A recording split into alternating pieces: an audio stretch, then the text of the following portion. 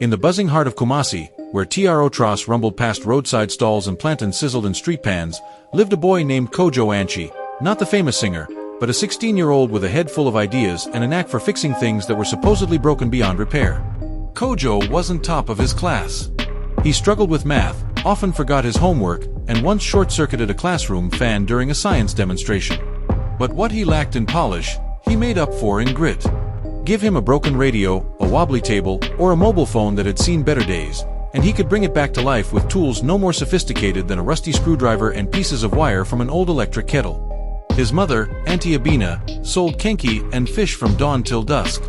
She never went to school herself but believed fiercely in Kojo's mind, even when the headmaster called her in for another incident. His father, long gone, left behind silence and a box of electrical parts Kojo had practically grown up playing with. One day, during Form 2, Kojo heard about a national tech competition coming to Kumasi. Teams would build a working prototype to solve a real-world problem. The winners would receive laptops, mentorship, and a chance to travel to Accra for a showcase. Kojo's school didn't have a tech club. No computers. No soldering irons. No robotics kits. But that didn't stop him. He convinced two classmates, Ama, who loved sketching designs in her math book, and Mensa, who could type faster than anyone in school, to form a team. They didn't have a name, so they called themselves Fix Force. Their idea: a low-cost solar-powered food warmer, designed from recycled parts, to help market women keep their meals hot without charcoal or gas. They scavenged. They begged for used items. They turned a busted fan into a motor, used mirrors for reflectors, and Kojo nearly burned his fingers trying to solder wires with a candle. Their first model barely heated water. The second exploded in a puff of smoke. The third worked. They submitted their application. Weeks passed. Then the rejection came. Not selected due to lack of formal documentation and prototype refinement. Kojo was crushed. He tore down the prototype, threw the wires into a box, and said nothing for days. But Ama, always the quieter one, said, "You know this thing works. You've come too far to stop." That night, Kojo rebuilt it. Not for the competition.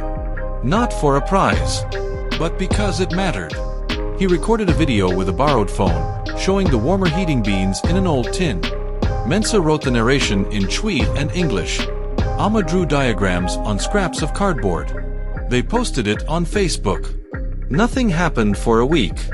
Then a teacher from a tech NGO in Accra saw it. Then a journalist. Then a local radio station called and asked Kojo to come in for an interview. Within 2 months, Fix Force was trending on Ghana Twitter. The Ministry of Energy invited them to present their idea. An entrepreneur in Cape Coast sent Kojo real tools. A team in Tamale asked to replicate the model. By the time Kojo was 18, he'd founded a youth innovation workshop in his neighborhood, offering free weekend classes on basic electronics, design thinking, and how to turn junk into something that mattered. His mother still sold kenki. She also proudly handed out flyers to every customer, saying, "My son made this." Kojo still stumbled.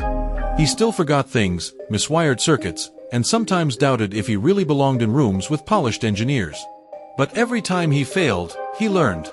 He adjusted. He moved. And every stride he made, however small, was built on persistence. Because Kojo Anchi wasn't just a fixer of machines. He was proof that even in the loud, dusty corners of Kumasi, genius could grow, not from brilliance alone, but from the quiet power of never giving up.